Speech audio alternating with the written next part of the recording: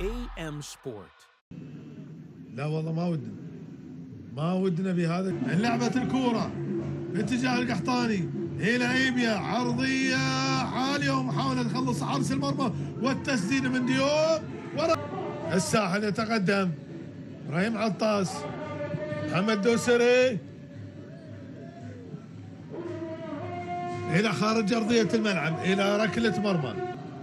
هذا لإعادة محمد الدوسري، هذه المرة الثانية يقع فيها محمد الدوسري على فكرة. لمصلحة الروضة، رمي التماس، كرة اللعب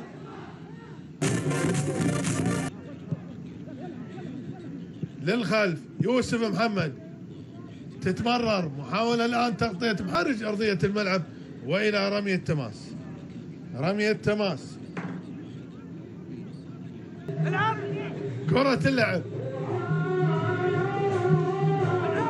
للأمام، إيبيا يتقدم، خطيرة للروضة، خطيرة، لا لا لا لا لا، إيبيا يوقف على كورته مرة ثانية، حاول يلعب كورة ومحاولة الآن العبود حلوة ماجد أو يوسف البراقي، لكن لم يتعامل معاه بشكل سليم البراقي. والله إيبا خطير يا جماعة في موسم 2019. رأسية بتعدي مرة ثانية لمصلحة الروضة على اليمين لمصلحة يوسف محمد. يوسف يلعب كورة تتمرر ليوسف مرة ثانية ورايو حارس المرمى خلص الكورة، عادت من جديد مرتدة للروضة، ملعوبة للأمام في وسط الملعب، نقلها جهة اليمين لنواف وعرضية اللعب وإلى خارج أرضية الملعب.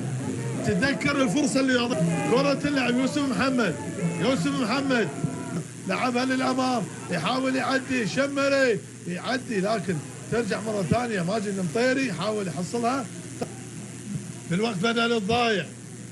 والساحل يتقدم بهدفين مقابل هدف واحد للروضة. محاولة الآن محمد عويشي على إضاعته ركلة الجزاء. رمي التماس، كرة اللعب لمصلحة الروضة، تنفذت